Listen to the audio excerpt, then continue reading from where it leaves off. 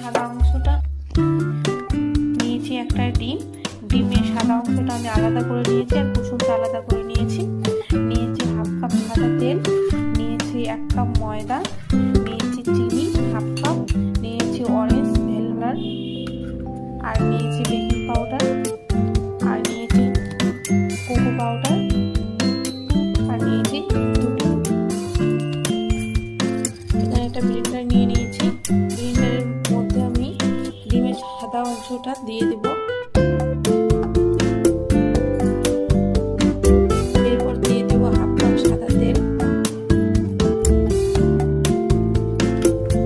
এরপর দিয়ে দেব half cup চিনি, দিয়ে মিক্সিতে ভালো করে পেস্ট করে নেব। ব্লেন্ডার করা হয়ে গেল, এগুলো বাটির মধ্যে ঢেলে নেব। এরপরে একটু একটু ময়দা দিয়ে ভালো করে মিশিয়ে নেব।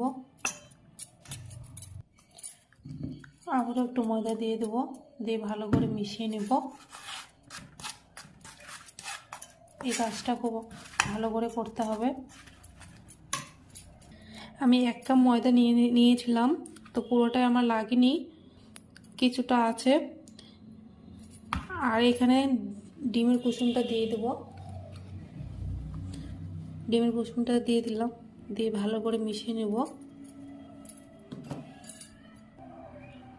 ডিমের কুসুমটা দিয়ে ভালো করে মিশিয়ে নিয়েছি। এরপর বেকিং পাউডারটা দিয়ে দেবো, হাফ চামচ বেকিং পাউডার দিয়ে দিলাম, দিয়ে ভালো করে মিশিয়ে নেব। ভালো করে মিশিয়ে নিতে হবে। এখানে আমি কেকের ব্যাটারটা তুলে নিয়েছি, এর মধ্যে কোকো পাউডারটা মিশিয়ে নেব। কোকো পাউডারটা সঙ্গে মিশিয়ে নেব ভালো করে। কোকো পাউডারটা ভালো করে মিশিয়ে নিলাম। ব্যাটার আমার বানানো হয়ে গেল। এরপরে আমি অরেঞ্জ লিকুইড ফুড কালারটা নিয়েছিলাম, সেটা দিয়ে দেবো।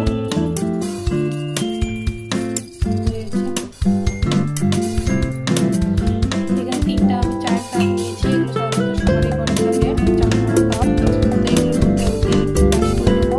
এখানে নিয়েছি সাদা তেল,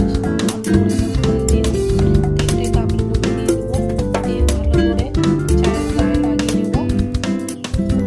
কাপের গায়ে লাগিয়ে নেবো ভালো করে। এখানে আমি 1 চামচ ব্যাটার দিয়ে দিলাম, যেটা আমি ফুড কালার দিয়ে মেখেছিলাম সেটা দিয়ে দিলাম।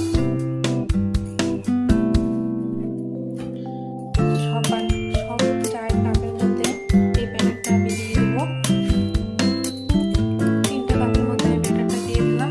এবার চকো পাউডার দিয়ে যে ব্যাটারটা মাখিয়ে রেখেছিলাম এর উপরে দিয়ে দেবো 1 চামচ করে।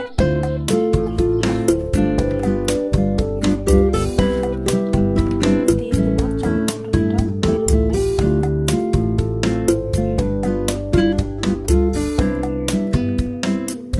আবার দিয়ে দেবো চকো পাউডারটা আমি ঢেলে নিয়েছি, এর উপরে আমি টুটি ফুটিগুলো দিয়ে দেবো।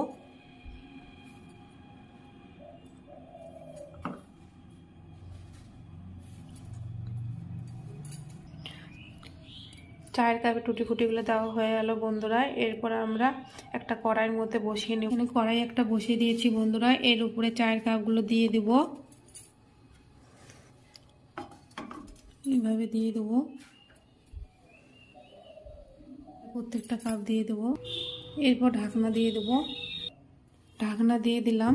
এবার 10 মিনিট কুক করে নিব। 10 মিনিট হয়েছে বন্ধুরা, এবার দেখে নেব কেকটা হয়েছে কিনা। দেখুন বন্ধুরা কি সুন্দর কেকটা ফুলে উঠেছে। এবার একটা কাঠি নিয়েছি, সেটা দিয়ে চেক করে নেব কাঠের মধ্যে লেগে নেই। কেকটা আমার হয়ে গেছে। দেখুন বন্ধুরা কেকের মধ্যে লেগে নেই, আর কেকটা কি সুন্দর ফুলে উঠেছে।